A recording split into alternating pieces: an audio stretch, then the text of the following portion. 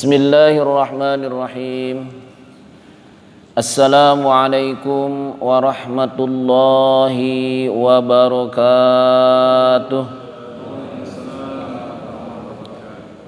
Alhamdulillahilladzi hadana lihada wa ma kunna linahtadiya laulan hadanallah.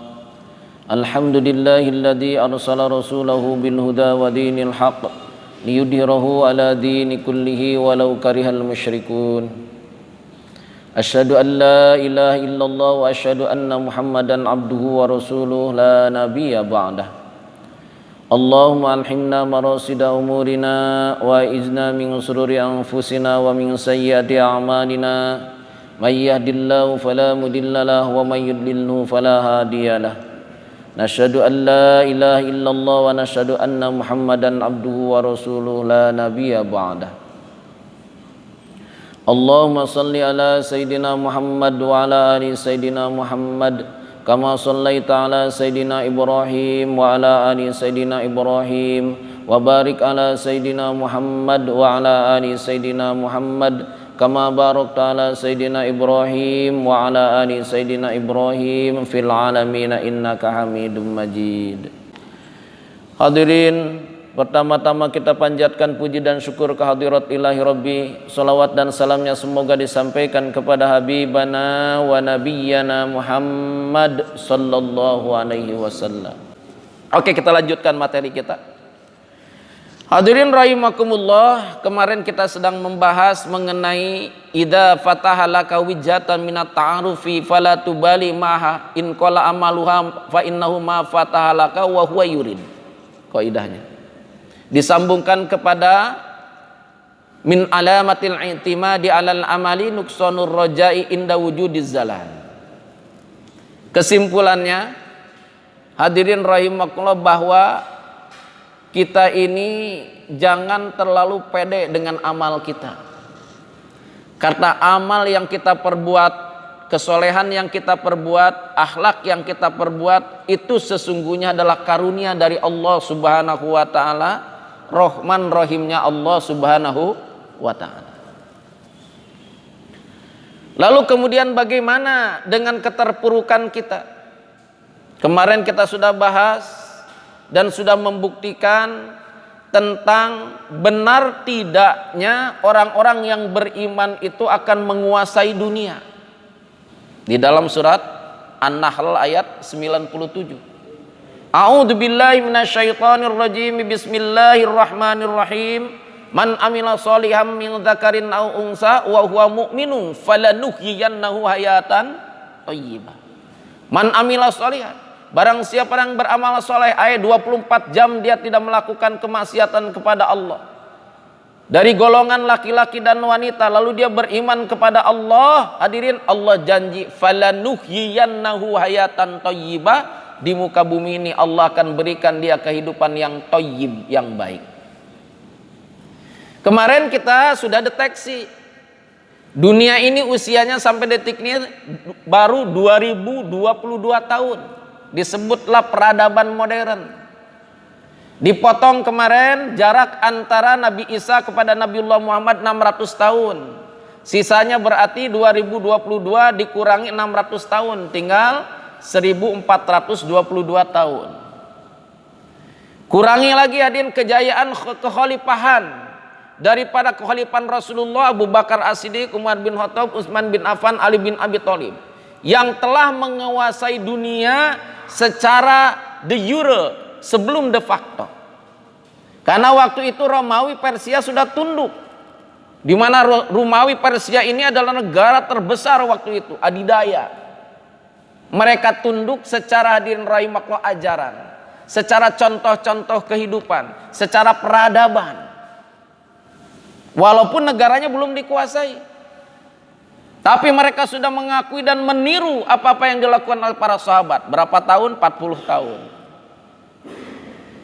Sepertiga dunia kemudian dikuasai secara de facto de jure oleh siapa? Kekhalifahan Bani Umayyah. Berapa tahun? 80 tahun. Setelah itu 2/3 dunia naik dikuasai oleh Bani Abbasiyah dari tahun 750 sampai tahun 1258. Bukan hanya tata aturan hadirin rahimakumullah kehidupan, tapi teknologi pun dikuasai sehingga lahir ahli-ahli hadirin rahimakumullah kimia, fisika, matematika, astronomi, lalu kemudian peta pun dibuat. Bahkan hadirin rahimakumullah ahli kedokteran. Yaitu siapa? Ibnu Sina. Ibnu Sina hadirin rahimakumullah digelari sebagai apa namanya? Bapak farmakologi. Beliau adalah Syekhul Atib. Beliau adalah syekhnya daripada pengobatan, kedokteran. Salah satunya keunggulan beliau hadirin rahimakumullah sampai detik ini pun tidak ada yang mengungguli. Beliau mampu menemukan penyebab penyakit yang disebut virus. Dan bagaimana cara hadirin rahimakumullah seseorang ini mengidap virus lalu kemudian tidak menularkannya kepada yang lain dengan cara karantina. Jadi itu bukan perkara baru, itu daripada penemuannya Avicenna atau Ibnu Sina. Kemarin terjadi datang corona, COVID-19, maka seluruh negara memberlakukan karantina. Itu adalah konsep ulama Islam. Subhanallah, belum lagi ini berhasil mereka mengungkap Iqra bismi rabbikal ladzi khalaq, khalaqal insana min 'alaq. Ulama yang lain mengungkap Iqra wa rabbukal akramul ladzi 'allama bil qalam 'allamal insana ma lam ya'lam. Lahirlah ulama-ulama madhab, Imam Hanafi, Imam Maliki, Imam Syafi'i, Imam Hambali. Belum hadirin rahimakumullah ulama-ulama muhaddis lainnya, Bukhari, Muslim, seluruhnya lahir di dalam kekhalifahan Abbasiyah yang berkuasa tahun 750 sampai tahun 1258, 500 tahun lebih. Kemudian berapa 40 tahun kita tidak memiliki kepemilikan pemerintahan dunia, tetapi kekhalifahan kecil yang kuat hadirin di mana-mana menyebar. Di India ada kekhalifahan Moghul. Di dataran hadirin rahimakumullah Asia Tengah berdiri kekhalifahan Islam yang didirikan oleh cucu cicitnya Genghis Khan, yang menyebarkan agama dengan pedang, hadirin, dengan dalil. Jadi bukan Nabiullah Muhammad yang menyebarkan itu, cucu cicitnya Genghis Khan kepada orang-orang yang suka perang. Subhanallah. Di Indonesia mah karena tidak suka perang, cukup hadirin bergotong royong musyawarah, maka menyebarkannya pun agama dengan dagang saja cukup. Tidak perlu berperang. Beda kalau dengan dataran Asia Tengah. Contohnya adalah Afghanistan. Hadirin, Masya Allah, itu Afghanistan kalau disebut di seluruh dunia adalah negara yang tidak pernah damai, yang terus dari sejak berdirinya, sejak adanya sampai detik ini selalu berperang. Makanya nanti tentara-tentara Imam Mahdi akan timbul dari situ. Ada satu syarat, adalah cirinya bahwa orang itu sejak dia lahir sampai dia wafat berada dalam kancah peperangan. La ilaha illallah. Dulu dikuasai oleh cucu cicitnya Genghis Khan. Bangkit lagi tahun 1300. Sulaiman Shah, hadirin rahimakumullah, yang memiliki hadirin rahimakumullah apa namanya? Waris daripada pedangnya Sayyidina Utsman, memiliki anak hadirin rahimakumullah siapa? El-Tughul. El-Tughul lalu kemudian memberikan nama kepada anaknya sesuai dengan pedang daripada bapaknya, disebut Utsman Al-Ghazi. Lahirlah hadirin rahimakumullah kekhalifahan Utsmani dari tahun 1300 sampai 1924 kemarin. 600 tahun lebih. Menguasai hadirin rahimakumullah lebih daripada 2/3 dunia. Kekuasaannya hadirin rahimakumullah sejak daripada Eropa sampai Jawa, sampai sini. Bapak lihat, itu di Jogja ada Mataram Islam. Lihat lambang Kesultanan Jogja sama dengan Kesultanan Ottoman lambangnya. Aceh dikuasai juga oleh Ottoman. Subhanallah. Tapi kemudian hadirin rahimakumullah, idza jaa ajalum la yastakhiruna sa'atan wala yastaqdim. Kalau sudah ajal datang itu tidak bisa dipercepat, tidak bisa diakhirkan. Bukan hanya nyawa, bukan hanya ruh, bukan hanya usia disebut ajal, itu kekuasaan pun kalau memang harus jatuh, jatuh. Begitupun Ottoman. Kejatuhan ini hadirin rahimakumullah terjadi, subhanallah, sehingga orang Islam tidak memiliki kekhalifahan dunia. Tapi perlu kita pelajari, kenapa hadirin rahimakumullah kekuasaan Ottoman dengan tujuh khalifahnya yang begitu dahsyat. Hadirin, pertama adalah Utsman Ghazi, Mehmed I. Beliau merebut kekuasaan daripada cucu cicitnya Genghis Khan yang ditakuti dunia waktu itu. Lalu lahir lagi seorang panglima, seorang khalifah yang dijanjikan oleh Rasulullah yang bisa menjatuhkan benteng Konstantinopel. Siapa itu? Al-Fatih. Ajib. Lalu kemudian timbul lagi Khalifah Sulaiman Al-Qununi. Al-Qununi karena apa? Beliaulah yang membuat sistem hukum pidana dan perdata dengan hukum waris, dipakai oleh seluruh dunia. Timbul lagi terakhir hadirin rahimakumullah adalah Sultan Abdul Hamid Han. Beliau berkuasa 32 tahun, selisih 1 tahun dengan Pak Harto. Pak Harto berapa tahun? 33 tahun ya. 32. Oh ya, Sultan Hamid Han 33 tahun. Apa din rahimakumullah kekuatannya? Beliau menahan apa kekuatan hadin rahimakumullah, apa yang disebut dengan komunis, dengan liberalis masuk ke Turki waktu itu, ditahan. Hampir sama dengan Pak Harto juga ya. Subhanallah. Hadirin rahimakumullah, pahlawan Gestapo. Walaupun beliau gagal untuk membebaskan daripada beliau panglima perang satu-satunya jenderal yang pernah hadirin memerintahkan kepada matra 4 angkatan untuk menyerang, membebaskan daripada Irian Jaya waktu itu dari Belanda. Tapi walaupun gagal, tapi ternyata Allah pilih beliau untuk tadi menakis daripada serangan komunis. Allah sayang sama beliau. Hadirin, sehingga berkuasa 32 tahun, hampir sama dengan Abdul Hamid Han. Hadirin rahimakumullah, kita lihat saja sekarang kejatuhan Islam itu pada saat itu. Kemarin sudah disampaikan, tapi kita sampaikan hari ini. Karena ditakutkan Indonesia pun hadirin rahimakumullah jatuh dengan perkara ini. Pertama, yang menjatuhkan waktu itu Khalifah Ottoman hadirin rahimakumullah, karena ada 3 orang Yahudi yang menghantam dan menghancurkan daripada Ottoman. Pertama ada yang disebut siapa namanya? Alexander Farfus. Alexander Farfus ini adalah orang yang terkaya di dunia waktu itu, nenek moyangnya George Soros. Ketahuan sekarang ya. Dia hadirin rahimakumullah mengumpulkan orang-orang kaya dunia. Di mana dikumpulkannya? Hadirin rahimakumullah di dalam piramida di atas kuburannya Fir'aun. Tahun berapa? 1880-an. Apa kata dia? Detik ini, hari ini kita kumpul di sini bukan untuk mendirikan agama baru, tapi kita akan membuat sebuah sistem ke depan yang disebut the new world order. Tatanan dunia baru. The world new order. Apa the new world order? Saya lupa. Tatanan dunia baru. Maka dia katakan nanti ke depan negara dengan negara akan berperang bukan karena agama, bukan karena penjajahan dominion, tapi dikarenakan berebut mengenai nilai uang dan kekayaan alam. Kita tidak perlu menjajah satu negara, tapi kita kendalikan negara itu dengan uang.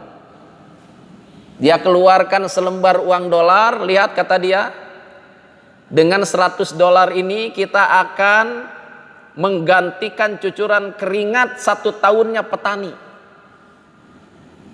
Padahal 100 lembar ini bisa dicetak 100 lembar dalam waktu 5 menit saja. Jadi 1 tahun cucuran keringat petani bisa diganti hanya dengan 5 menit saja dengan ini. Maka kita akan jadikan Tuhan kita adalah iblis. Dan kita sekarang pengadi iblis dan Orang-orang nanti ke depan akan kita ajak untuk menyembah namanya duit, karena time is money. Ini semboyannya. Waktu adalah cuan, duit. Paham kita dengan ini? Suka kita melakukannya? Time is money? Subhanallah. Padahal untuk Islam wal asri innal insana lafi khusrin illal ladzina amanu wa amilus sholihati wa tawassaw bil haqqi wa tawassaw bis sabr. Satu, orang-orang kaya menguasai segalanya. Indonesia sama apa sama nih? Siapa yang menguasai kekayaan Indonesia? Berapa naga?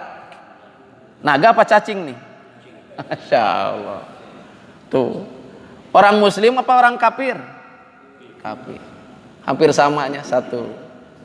Yang kedua, hadirin rahimakumullah, ada lagi seorang Yahudi. Dia pun Yahudi, tapi Yahudinya yang tidak menjalankan keyahudiannya. Dia membuat, hadirin rahimakumullah, orang cinta akan cuan, sehingga ada semboran time is money. Yang kedua, Theodor Herzl.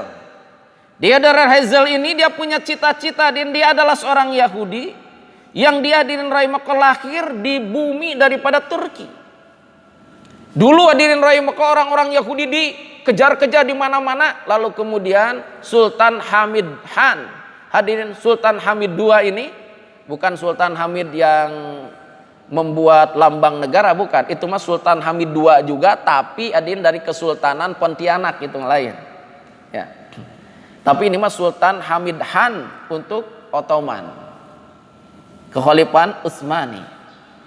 Maka hadirin ada Theodor Herzl. Dia adalah seorang diurna. Dia seorang penulis surat kabar. Kalau sekarang apa namanya? Jurnalistik. Dia buat, hadirin rahimakumullah, sistem flying victim. Apa itu? Kalau kabar dari musuh yang baik dijelekan, tapi kalau perbuatan dia, orang-orang Yahudi, orang-orang yang memusuhi Ottoman, memusuhi Islam itu buruk, maka dia baikan. Yang sekarang pasukannya disebut apa? Buzzer. Ada yang sekarang seperti itu? Ulama, ada sedikit saja anaknya cedak, wah, di blow up. Tapi kalau kebaikan Islam tutupi. Orang kafir, hadirin rahimakumullah, subhanallah, punya tokoh-tokoh agama, mereka pun tidak pernah aibnya dibuka sedikit saja, nggak ada. Padahal lebih biadab mereka. Orang Islam mumpung sedang sibuk, hadirin rahimakumullah, ada polisi tembak polisi teh. Ada polisi tembakan, hadirin rahimakumullah, gas air mata ke sana. Berapa orang itu main bola? 180-an yang meninggal karena salah protap. Hanya ini. Yang dulu itu pun dilemparkan kepada Habib Rizik. La Allah. Di waktu kita di 411 ya. Subhanallah. Allah buktikan juga sekarang. 180. Sia-sia. Syahid katanya itu. Masya Allah. Syahid main bola ya. Ya, semoga Allah subhanahu wa ta'ala bimbing kita dan keluarga kita dan generasi muda kita supaya tidak seperti itu. Hadirin, apa yang terjadi? Datang, hadirin rahimakumullah, konflik antara keluarga.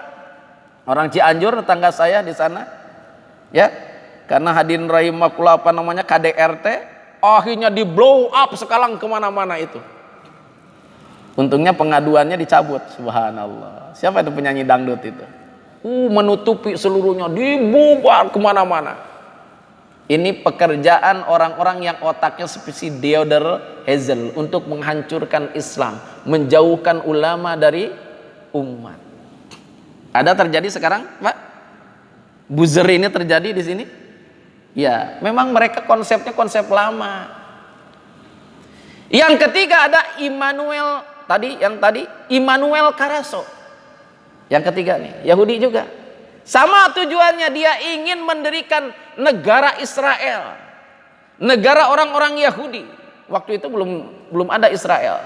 Tapi Immanuel Carasso, dia tidak berpihak kepada Kesultanan Ottoman, tidak berpihak kepada Rusia yang waktu itu hadirin komunis, tidak berpihak kepada Inggris yang waktu itu adalah otaknya daripada Amerika dan Australia, dia pun tidak berpihak kepada hadirin rahimah ke Perancis, yang 3 negara itu memusuhi daripada Ottoman, ingin menjatuhkan Ottoman, tapi dia memanfaatkan siapa yang kasih cuan kepada saya, maka dia akan saya menangkan perkaranya, karena hadirin Immanuel Carasso adalah seorang seorang pembela atau pengacara, seorang advokat dia. Duit gede saya menangkan perkara, duit kecil saya bungkam perkaranya. Ada zaman sekarang yang begitu? Hadirin, digunakan sekarang pun. Bisa yang salah bisa benar, yang benar bisa salah. Subhanallah. Ini Immanuel Carasso siapa, Pak? Immanuel Carasso itu dia punya keluarga namanya Carasso, yang sekarang punya nama perusahaan PT Danone. Danone produknya apa? Aqua. Bapak pernah nyumbang ke Danone? Moga-moga ini bukan Aqua ya. Bismillahirrahmanirrahim. Sampai apa, Pak? Danone membeli hadirin rahimah sumber alam Jawa Barat, namanya air. Subhanallah, digadaikan sudah, sehingga din rahimaka ruas daripada itu, ruas daripada din rahimakumullah jalan daripada Ciawi sampai ke Cicurug itu sudah dibeli dia. Karena apa? Dia punya armada 5.000 lebih. Jadi kalau dideretkan itu penuh sampai ke sana. Immanuel Carasso menguasai makanan-makanan yang dimakan dan diminum oleh umat Islam. Subhanallah. Ada terjadi sekarang ini. Tapi 3 orang musuh Islam ini tidak akan menang waktu itu. Alexander Farfus dengan harta dunianya. Hadirin rahimakumullah, Theodor Herzl dengan berita diurnanya, dengan mass medianya. Lalu dengan kekuatan hukumnya Immanuel Carasso, hadirin rahimakumullah, tidak akan menang kalau tidak dibantu oleh orang-orang munafik di dalam kekuasaan Islam sendiri. Subhanallah. Tidak dibantu oleh Sulaiman Shah, tidak dibantu hadirin yang ingin merebut kekuasaan daripada Sultan Hamid Han, tidak dibantu oleh hadirin rahimakumullah Effendi, siapa namanya, anak daripada keponakannya Sultan Hamid Han II, yang dia membangkitkan gerakan Turki muda, menusuk dari dalam. Disebutlah semua orang itu adalah munafik. Maka musuh Islam, hadirin rahimakumullah, lalu kemudian hadirin tidak akan bisa mendudukan Islam kalau tidak ada yang membantu orang-orang munafik, ditambah orang bodoh yang haus kekuasaan. Seperti siapa? Hadirin rahimakumullah, seperti siapa? Bapaknya Turki itu, siapa namanya? Atatürk Kemal Atatürk itu artinya adalah bapak Turki, nggak cocok. Kemal Atatürk itu dulu seorang kapten, lalu kemudian dia memberontak kepada penjajah, lalu kemudian penjajah pelihara, lalu kemudian bikin perjanjian dengan Rusia, dengan Inggris, dengan Prancis. Hadirin, dia katakan, hei Inggris, Prancis, mau apa kamu sebetulnya ke negara Turki ini? Aku siap jadi ujung tombak kamu. Asal jangan hancurkan negara kami. Oh, kalau begitu oke, daripada dipelihara, yang begini bisa jadi duri di dalam daging. Oke, sekarang begini. Kamu pengen apa? Aku ingin kekuasaan. Aku ingin pegang daripada Turki. Nah, kalau kamu bisa bantu aku, gampang. Islam di mana-mana tidak akan bisa dihancurkan kecuali oleh orang Islam lagi, oleh aku, kata dia. Oke, kalau begitu aku bantu. Ya. Satu, apa keinginan kamu, hei orang-orang penjajah? Kata siapa? Kemal Atatürk. Satu, pertama, aku akan bantu kamu asal kamu, dan kamu akan pegang itu Turki asal kamu satu, kamu bubarkan itu ke khalifahan dunia. Yang kedua, kamu batalkan hukum Islam, tidak boleh dipakai di seluruh negara. Siap. Ketiga, apalagi tidak boleh digunakan hukum waris di dalam keluarga. Yang ketiga,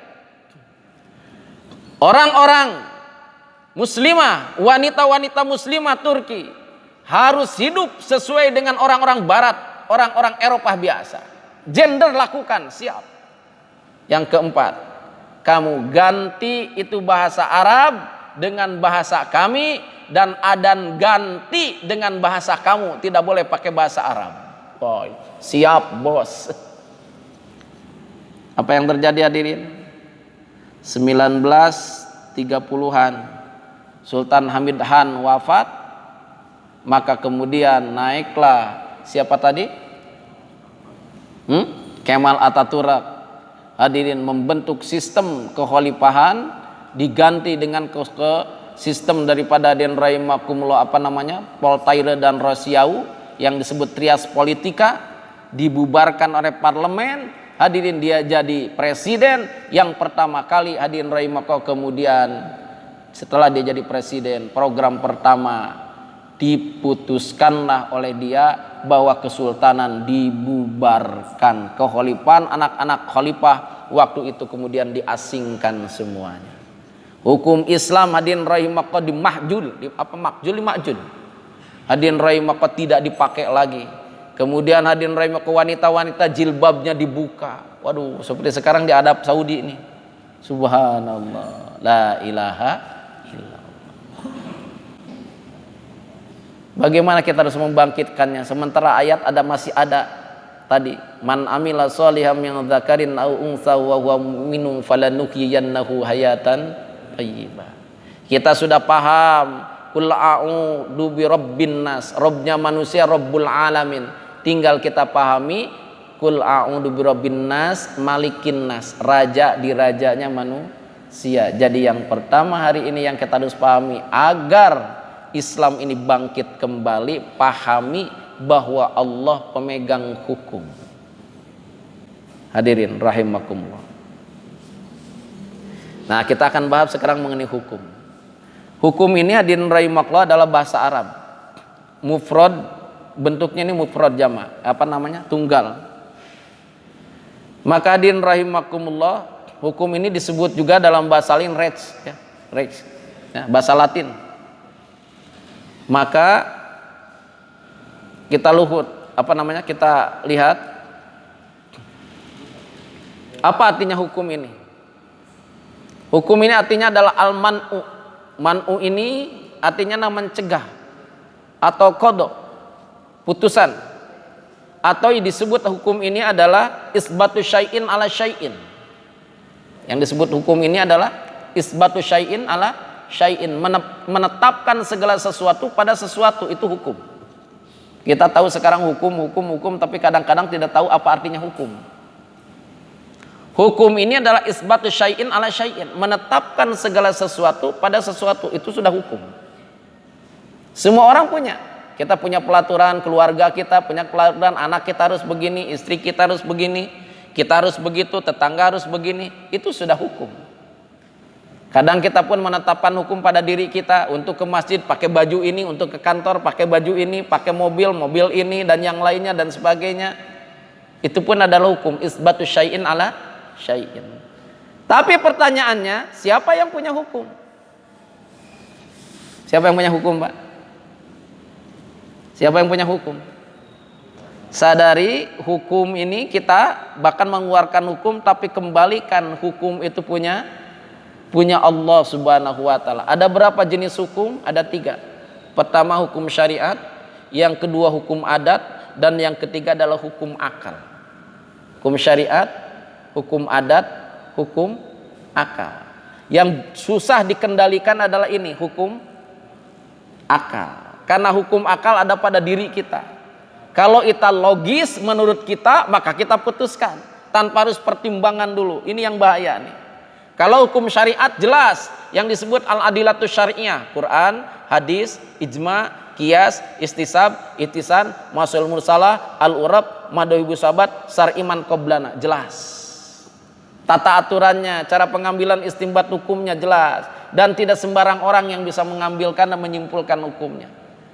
Hukum adat juga jelas karena turun temurun, bahkan lebih dahsyat kalau dilanggar hadirin rahimakumullah ketimbang hukum syariat.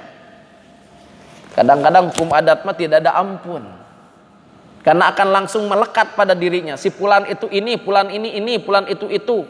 Bahkan kadang-kadang ada yang masih disuruh keluar daripada, diusir daripada tempatnya. Itu adat.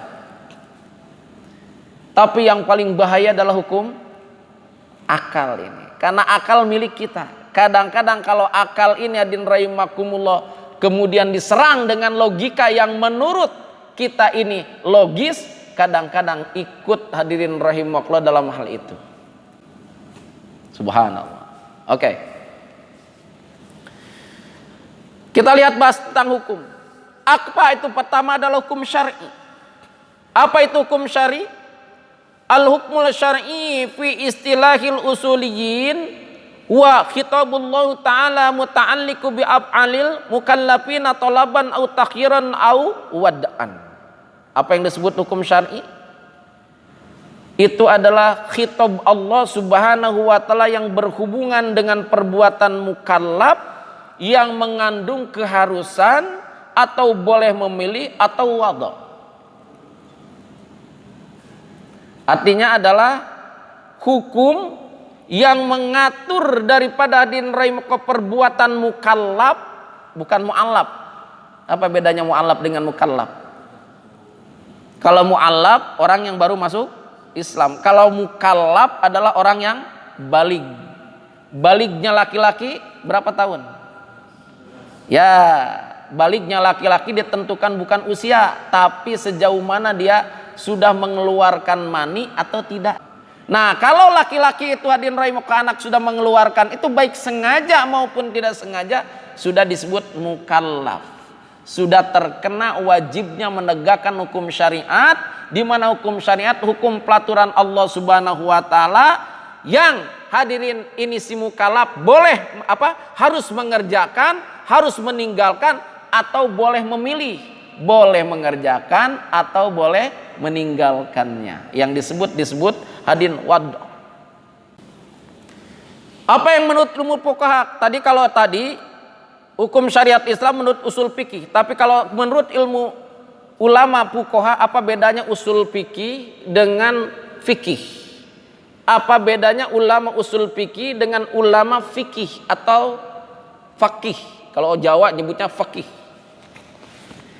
Kalau usul fikih hadirin rahimakumullah adalah cara pengambilan istinbat hukum dari sumber hukum.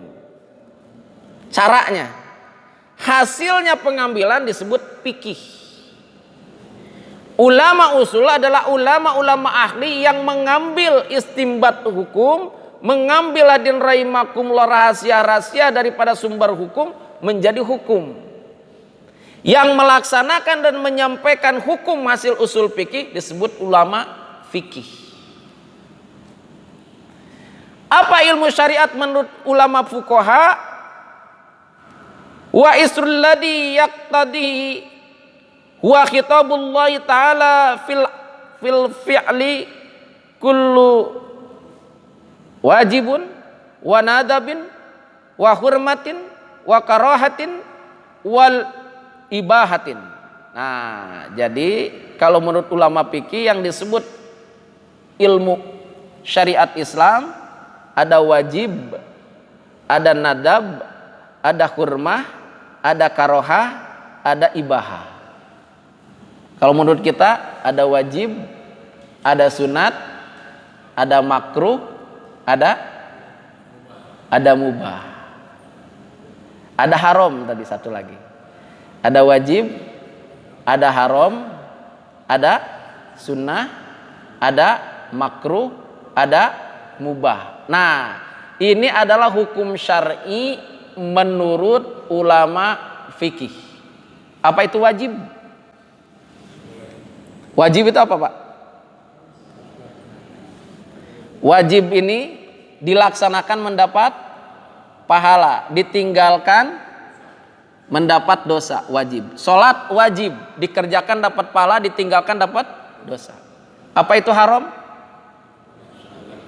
Haram itu dilaksanakan mendapat dosa, ditinggalkan mendapat pahala. Contoh apa? Minum minuman keras, daging babi. Kalau makan daging babi dosa, ditinggalkan mendapat pahala. 2. Kemudian ada sunnah. Apa itu sunnah?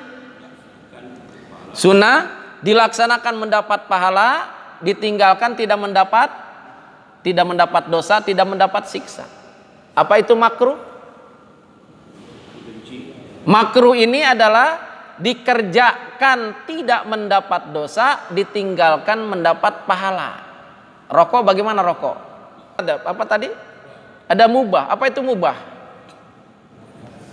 Mubah ini boleh dilaksanakan, boleh ditinggalkan. Dilaksanakan tidak dapat dosa, tidak dapat pahala. Hadirin rahimakumullah, kemudian ditinggalkan pun tidak dapat dosa, tidak dapat pahala. Kira-kira apa mubah itu?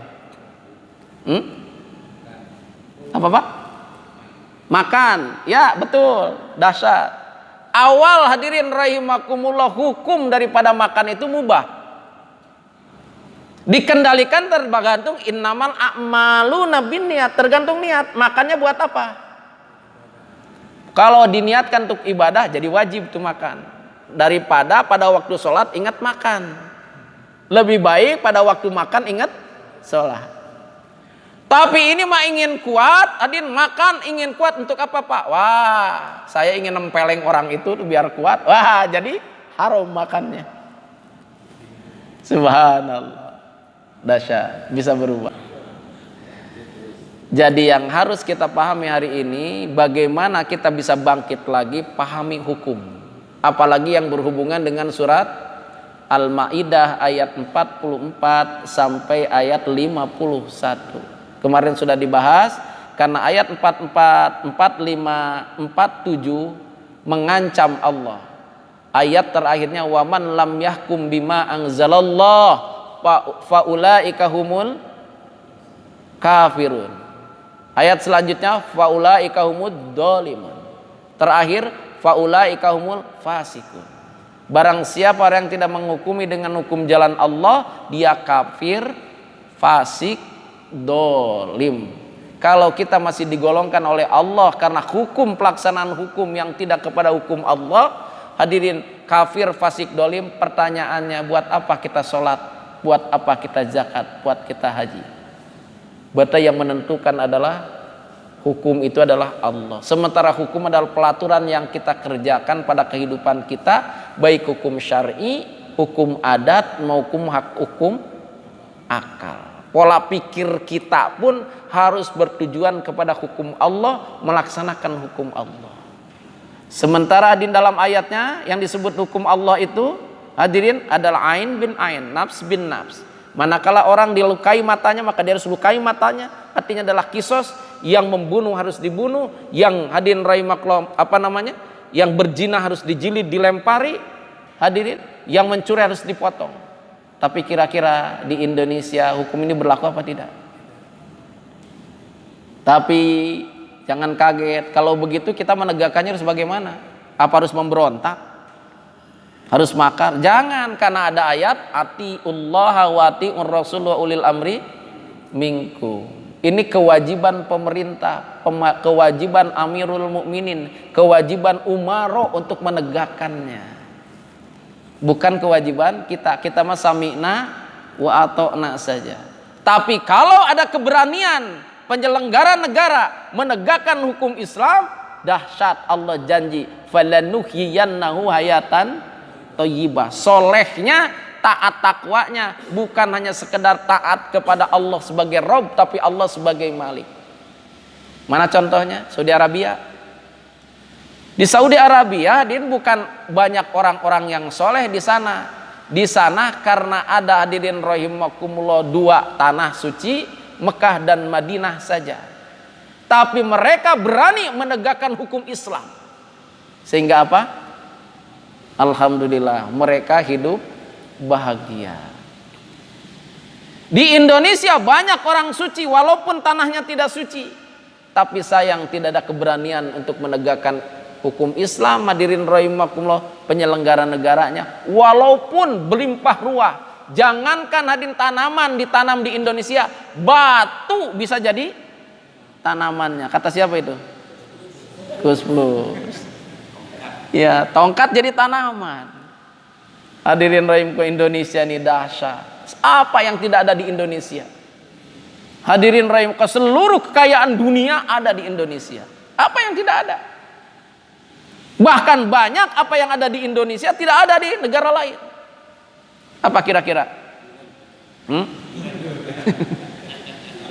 Jengkol ada nggak di sana? Subhanallah, hadirin wajib. Tinggal satu langkah kita pahami hukum ini. Semoga presiden yang akan kita pilih 2024 ya. Semoga beliau hadirin rahimakallah punya kemampuan dengan seluruh segenap penyelenggara negaranya untuk menegakkan hukum Islam. Amin. Ya Rabbal Alamin. Harus bukan kita yang harus memberontak, tapi ada ketegasan dari atas. Kalau seperti ini, maka Indonesia akan menjadi terbuka dan menjadi kenyataan seperti yang diisyaratkan oleh dua ulama besar, yaitu hadirin rahimakallah Syekh Muhammad Abduh dengan Jamaluddin Al-Afghani. Beliau katakan Islam di akhir zaman akan bangkit dari timur. Beliau menunjuk dari mana? Dari Mesir. Dari timur, negara yang mayoritas muslim, yang paling banyak ulamanya, yang paling banyak pesantrennya, yang paling banyak jemaah hajinya. Berarti kemana? Seluruh dunia mengatakan Indonesia. Tinggal satu langkah kita, sempurnakan hukum. Allah menjadi malik. Kalau Allah menjadi Rob, kita semuanya sudah paham. Tapi Allah sebagai malikin nas, maliki yaumiddin, ini yang belum kita tegakkan. La ilaha illallah. Oke. Sementara hadirin rahimakallah sampai sini, kita terus lanjutkan nanti pembahasan apa itu mengenai hukum syariat, apa itu hukum adat, apa itu hukum akal. Dan insyaallah hadirin rahimakumullah, kalau kita khotam pembahasan ini, semoga bangkit nur hidayah pada diri kita, basiroh kita memancar sehingga yakin bahwa kita hidup dengan hukum Allah dan pasti jaya. Amin ya rabbal alamin. Falanuhyiyannahu hayatan thayyibah. Amin. Hadirin, kebenarannya datang dari firman Allah dan sabda Rasulullah, kesalahannya datang dari kebodohan pribadi. Minta ampun kepada Allah, minta maaf kepada yang mendengar pengerasan yang hadir tempat ini. Semoga Allah Subhanahu wa taala berikan kekuatan kepada kita untuk melaksanakan seluruh perintah Allah Subhanahu wa taala, istiqomah hingga kita wafat dalam keadaan husnul khatim. Dengan doa kepada majelis, subhanallah bihamdihi subhanakallahumma bihamdika asyhadu an la ilaha illa anta astaghfiruka wa atubu ilaik. Assalamualaikum warahmatullahi wabarakatuh.